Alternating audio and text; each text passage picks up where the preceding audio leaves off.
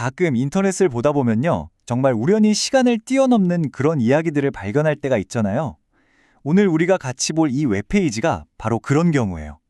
겉보기엔 그냥 평범한 웹페이지 같지만 사실 여기엔 무려 70년의 아픔, 또 그리움, 그리고 하나의 공동체가 지켜온 역사가 고스란히 담겨 있는 살아있는 기록 같은 곳입니다.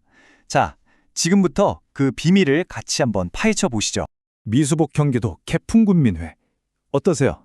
이 이름만 딱 들었을 땐 이게 대체 무슨 단체인지 감이 잘 안 오시죠? 근데요, 이 몇 글자 안 되는 단어들 속에 70년이 넘는 세월의 아픔과 고향에 대한 그리움이 다 담겨 있습니다. 이건 그냥 이름이 아니라 하나의 역사를 압축해 놓은 암호 같은 거예요. 지금부터 이 암호를 하나씩 풀어보겠습니다. 좋습니다. 그럼 이 이름의 비밀을 풀기 위해서 가장 핵심적인 단어부터 한번 살펴볼게요. 이 단어 하나에 모든 이야기가 시작되거든요.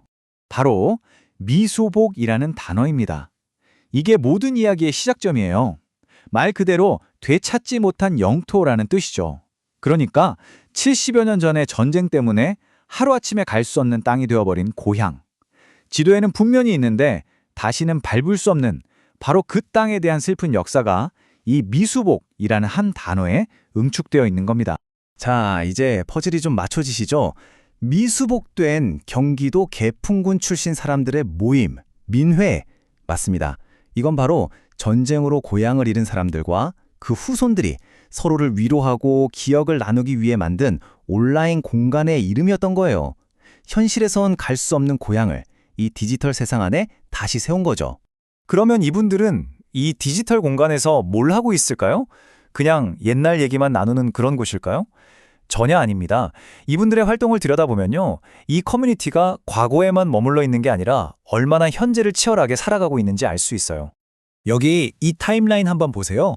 이게 2020년 활동 기록인데요. 코로나 팬데믹 대응에 대한 공지도 올리고 또 공동체 65년의 역사를 정리한 책을 만들어서 공유하기도 하고 이사회 결과도 꼬박꼬박 보고하고요. 그러니까 과거의 아픔을 간직하면서도 현재의 문제를 다 같이 해결해 나가는 정말 살아 숨쉬는 조직이라는 걸 바로 알 수 있죠. 네, 바로 이 문장이 모든 걸 말해주네요.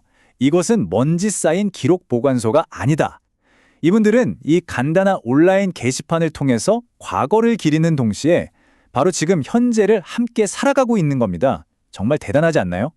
자, 이제 이 이야기에서 제가 생각하기에 가장 놀라운 부분으로 넘어가 볼게요.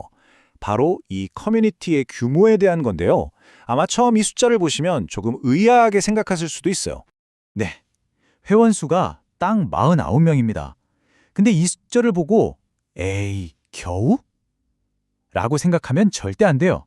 이건 그냥 49명이 아니라 70년의 세월을 견뎌낸 49개의 가족 이야기이고 49권의 살아있는 역사체를 의미하는 거거든요.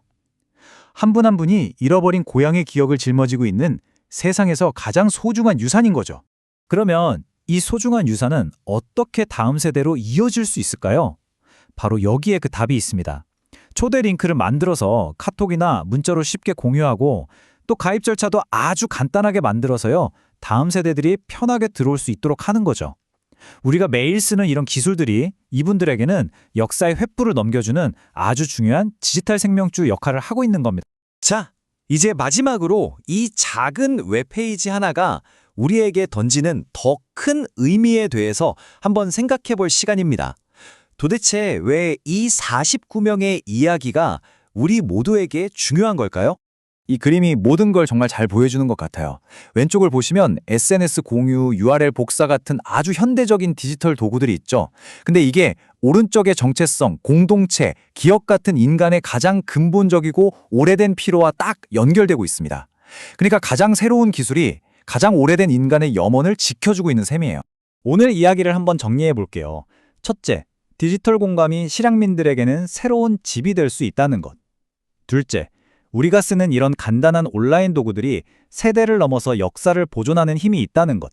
그리고 가장 중요한 건 전쟁의 상처는 과거의 일이 아니라 여전히 우리 곁에 생생하게 흐르고 있다는 사실. 그리고 이 작은 온라인 그룹이 그 거대한 역사의 증인이 될 수 있다는 겁니다. 그래서 마지막으로 이 질문을 여러분께 한번 던져보고 싶습니다. 고향이 기억이 되었을 때 우리는 그것이 사라지지 않도록 어떻게 지켜낼 수 있을까요? 오늘 우리가 본 이 작은 웹페이지가 보여준 것처럼 어쩌면 그 답은 우리가 매일같이 사용하는 이 디지털 세상 속에 숨어 있을지도 모르겠습니다.